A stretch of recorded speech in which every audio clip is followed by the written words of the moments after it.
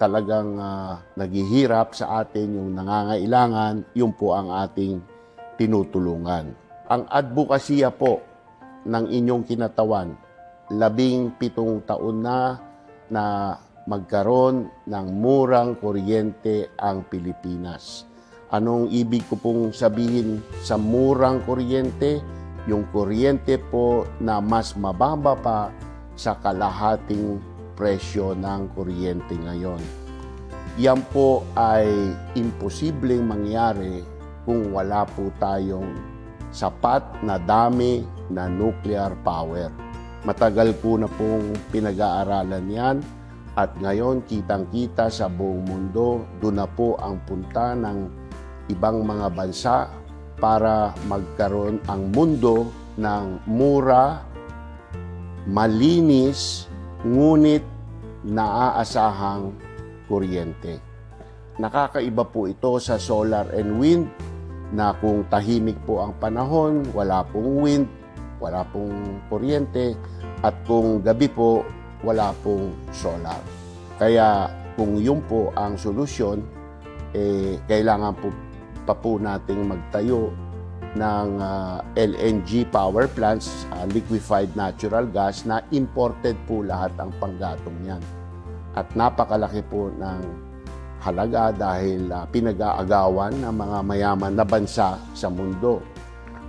Wala po tayong kakayahan pinansyal na makipagbunuan at laban sa kanila sa pagbili po nitong mga produktong ito. Kaya kung nuclear po, ang laki po ng bawas sa halaga ng ating kailangan na bilhin galing sa ibang bansa na nuclear fuel. Example po, ang 1,000 megawatts na power plant, kung LNG po, nasa mga $500 to $800 million a year.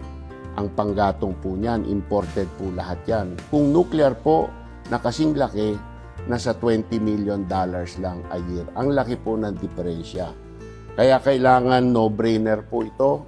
Sana tulungan niyo po ako na isulong ito, hingiin to sa lahat ng ating politiko, lahat ng nahalal na opisyal.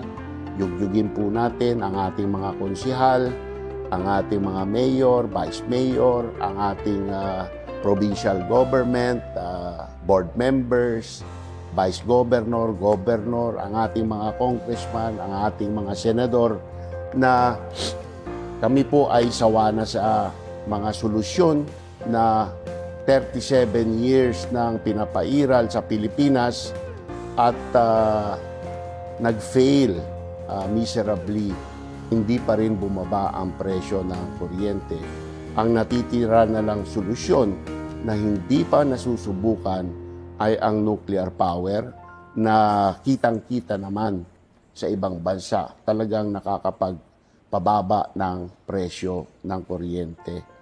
Bakit po mahalaga na bumaba ang presyo ng kuryente? Dahil kapag hindi po napababa ang presyo ng kuryente, ang Pilipinas po ay may pinakamahal na kuryente sa buong Asia. At hindi po natin mahihikayat ang mga namumuhunan na dumating dito sa ating bansa na itayo ang kanilang sari-saring industriya, negosyo, hanap buhay para mailikha po natin ang milyong-milyong trabaho na kailangan natin para gumanda at umangat ang buhay sa Pilipinas. Gusto ko sana po ang ating probinsya, ang aking distrito, ang bayan ng Labrador ay mag-host ng 4 hanggang 6 na 1,000 megawatts na nuclear plant para ang pinakamurang kuryente sa Pilipinas ay mangyari po sa bayan ng Labrador dahil hindi po sila papayag na maglagay po ng nuclear plant doon kung hindi sila bigyan ng libreng kuryente. Ang dami po ng kuryente ay base po ay ang kanilang konsumo noong 2021 times 2 sa bawat 1,000 megawatts na ikakabit po doon. So kung 4,000 megawatts po yan, di 8 times ng 2021 konsumo po nila. So, magiging pinakamurang kuryente po sa buong Pilipinas ang kuryente sa Labrador. Sa palagay ko, at naniniwala po ang taga-Labrador, ang taga-Binmaley, ang taga-Lingayen, ang taga-Bugalyon, na kapag nangyari po yan, damay po silang lahat, magkakaroon ng libu-libong trabaho sa Labrador na maganda ang sweldo.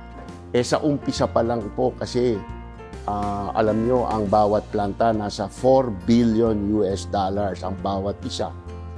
At ang 60 to 65% ng bahagi ng local civil works. So ang laki po ng gagastusin sa local civil works.